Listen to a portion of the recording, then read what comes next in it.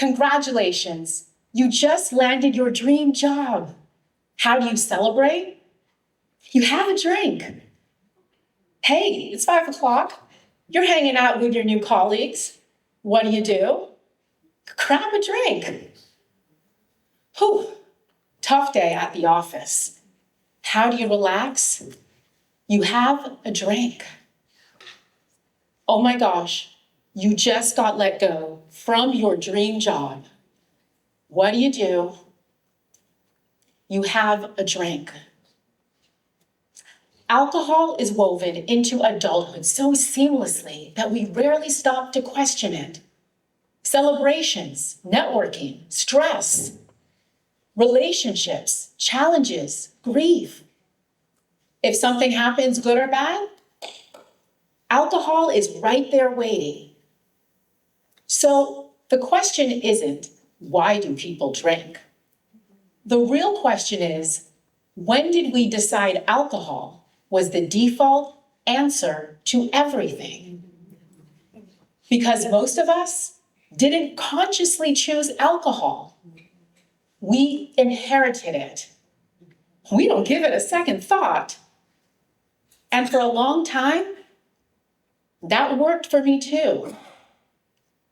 I was successful, high functioning. I had an award-winning career in journalism as a TV news reporter. I was literally trained to ask the hard questions, dig for the truth, and expose the things that people didn't want us to see. Yet, somehow, I never turned that same curiosity inward. From the outside, my life looked fine. Nothing was that wrong. But on the inside, something felt off. My anxiety was constant. My sleep was terrible. I'd wake up most mornings already tired, already behind. Not to mention, I was self-medicating with alcohol after work, which made everything worse. I get home after the 10 o'clock newscast, usually around 11 at night. And I'd feel so sad and exhausted and lonely in my empty apartment. As soon as I walked through the door, I'd grab a bottle. Drinking wine was a means to numb the pain and wash away the difficult stories I had covered that day. I told myself what many people tell themselves. This is adulthood. This is normal, but that's the thing. It isn't normal. It's just what we've socially accepted, even if it hurts us. And worst of all, you don't even notice it right away. You live with it quietly and gradually until one day you realize the costs are adding up. For years, we've laughed off the side effects of alcohol: hangovers, regrets, drunk texts in the X. Hopefully that's it. We've built jokes and memes and an entire brunch culture around it. But these days, the truth has been getting harder to ignore. Last year, the US Surgeon General released a warning that stopped me in my tracks. He said, no amount of alcohol is completely safe from cancer. That sentence hit different because that's not a lifestyle preference. That's a public health wake-up call. The medical community has been conducting studies trying to figure out how many people are even aware of this. In 2024, the MD Anderson Cancer Center found out that only 37% of people were even aware that alcohol increases the risk of cancer. Over half had never even heard of the connection. So now we're starting to see the conversation around alcohol starting to shift, and in ways we've never seen before. If this feels familiar, It should. Alcohol is starting to look a lot like cigarettes once did. In 1964, the US Surgeon General released a report that smoking causes lung cancer. And yet, almost 3 decades later, with millions of deaths due to lung cancer, you could still smoke cigarettes on all US domestic flights. Or what about the use of reports by cigarette companies in the 1990s who tried to tell us that light cigarettes were safer according to their research when really they were just as dangerous? Cigarettes were once glamorous, once unquestioned, once deeply normalized, until the science caught up. Companies marketed them as connection, confidence, cool, while quietly bearing the consequences. And now,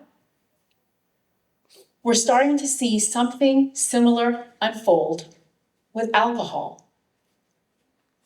Remember those reports that red wine was good for your heart? You know, have a glass. It's good for you. And the studies were paid for by who? Often the wine companies themselves. Now the red wine myth has finally been debunked by scientists who proved flaws in the studies, false reporting, and the World Health Organization agrees. What's interesting is that, yes, more people are quitting drinking. One study reports that the percentage of US adults who drink dropped to 54%, the lowest in almost 90 years. But what's really happening? More people are finally questioning alcohol as the default. You can see it everywhere. Mocktail menus. My favorite? Ginger beer, it's non-alcoholic, with cranberry juice, a splash of lime. I love it. The non-alcoholic brands and beverage industry is projected to be a $12 billion industry by 2030. And entire generations are drinking less, like millennials, and especially Gen Z. Not because they're fragile, but because they're informed. This isn't about willpower. This is about awareness. And here's what I want to be very clear about. This conversation isn't about telling anyone what to do. This is about choice. When I stopped drinking, nothing dramatic happened overnight. No instant happiness, no instant miracle. But my nervous system settled, and my mornings felt like mine again. And I no longer search for healing in the bottom of a wine glass. I didn't lose a social life and all my friends. I gained more autonomy and a fuller life, because that's what awareness gives you. Empowerment. It gives you empowerment and clarity. Absolute, beautiful clarity. What if clarity wasn't questioned? It was respected. What if opting out of drinking didn't make you strange? It made you informed. What if adulthood wasn't defined by what we automatically tolerate and accept, but by what we consciously choose? Because we've already automatically accepted alcohol as a normal part of adulthood. But maybe it's time to question, does it have to be? Thank you.